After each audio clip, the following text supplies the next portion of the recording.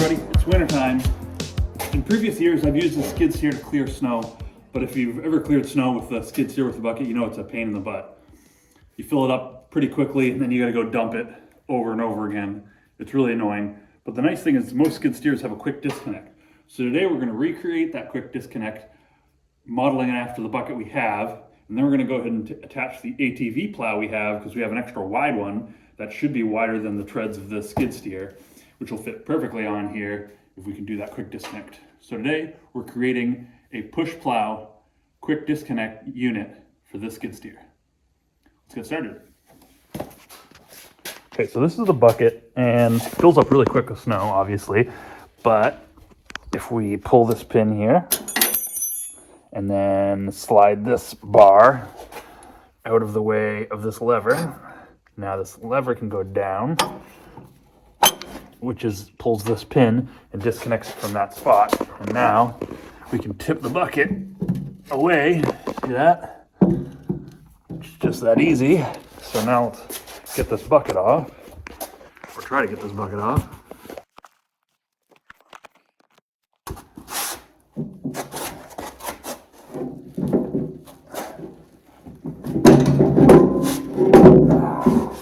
There we go, that wasn't too difficult.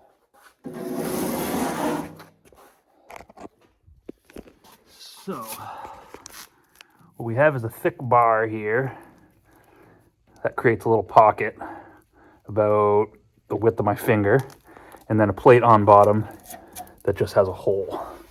So that's what we're going to try to recreate, just this shape here that'll latch onto this spot here and then swing the pin under and have that pin drop through. And then we can just weld the plow to it. Now you may notice we are going to have to, once we build that, we're then going to have to create a kick out, because we're going to want the plow, facing, something like this, because this is almost all the way up that the bucket goes. So we don't want the plow to go here, because then it won't be able to go flat. So we're going to have to create a little kick out for this and then mount the bucket out here flat. Okay, we're going to cut this up for the top bar. I don't know if you can hear me. Can you hear me? We're going to cut this up for the top bar. Okay, because we're going to want to line up our hole, it looks like this pin just slides in there. So we pulled the clevis pin for that pivot point. Now we can pull this out, remove that, and now we can pull this all the way out.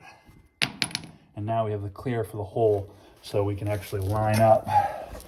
We take our bottom bar and slide it on there. We can go through the hole and mark the spot where we need to cut the hole for the pin, and we don't have to do any guessing or anything. Make it easy on us for lining everything up. Okay, we've got our parts cut for the side. This is the bottom, this is the top, and this is a piece of rebar is what we're going to use as the top lip, so that the metal piece can tuck into there, because it's super cheap, and it's probably the easiest thick piece of metal we have available in all of our metal scrap that we have throughout here. Might as well just weld this on, it should be fine. So we'll go ahead and test that, make sure that locks on there, and get this frame welded up.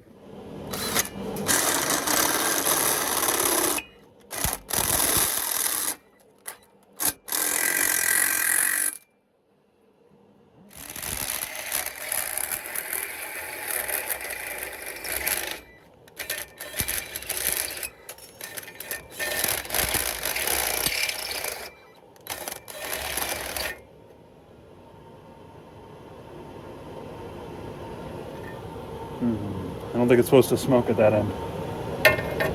This is a no smoking shop.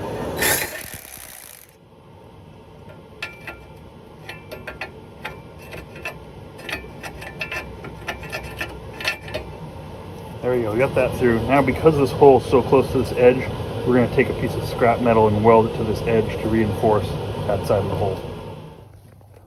Okay, well it's snowing, so I better get this thing together. We've got our bracket with our hole cut and reinforced. We've got our bar welded on the top. It's basically just tack welded on now, so we need to make sure it fits. So there, it fits in the slot here. And then the hole lines up for the pin. And we know that because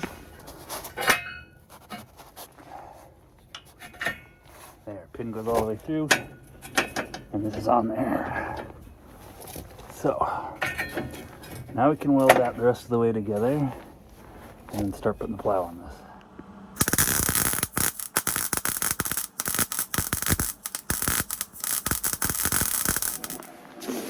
Okay, now we're dealing with the hard part. So we've got the plow. We cut off the part where it attached to the ATV, but we need this bottom plate because that's what allows you to pivot it. And we also can't weld to this plate because it needs to pivot. So we have to weld everything to this bottom plate, which doesn't leave us with a lot of room. So what I've done is I've took some square stock and run it along the inside of these, and then I cut these at an angle so that this is all upside down. So that the plow, so the quick release plate is at an angle, which will match the angle of the bucket attachment.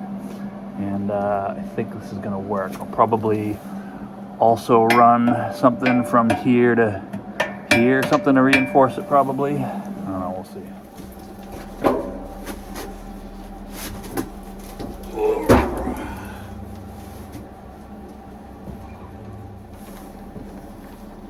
Okay, we just got a couple of more welds to do on this side. Fill that in. And along here, along these sides. And then we'll have the frame made with pretty secure rigging here to the original plow. And then I say we give it a shot.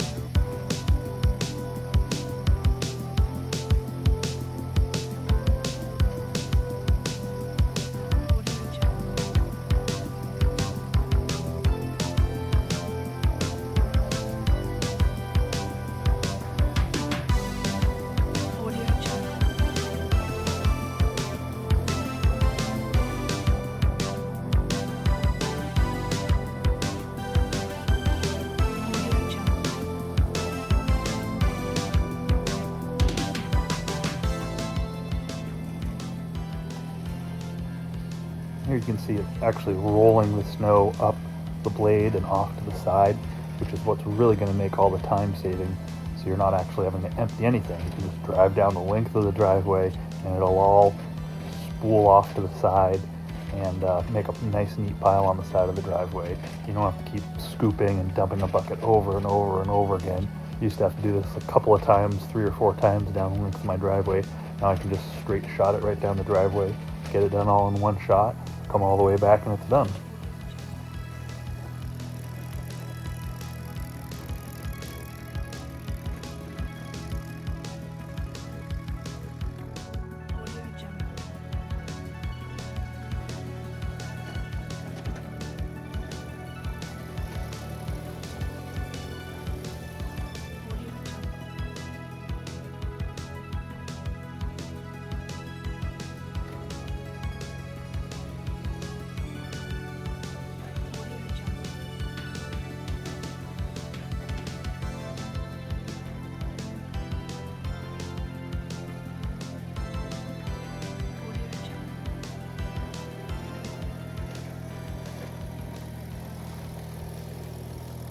Alright, if this video was helpful for you guys, make sure you're subscribed. We're trying to hit 1,000,005 subscribers.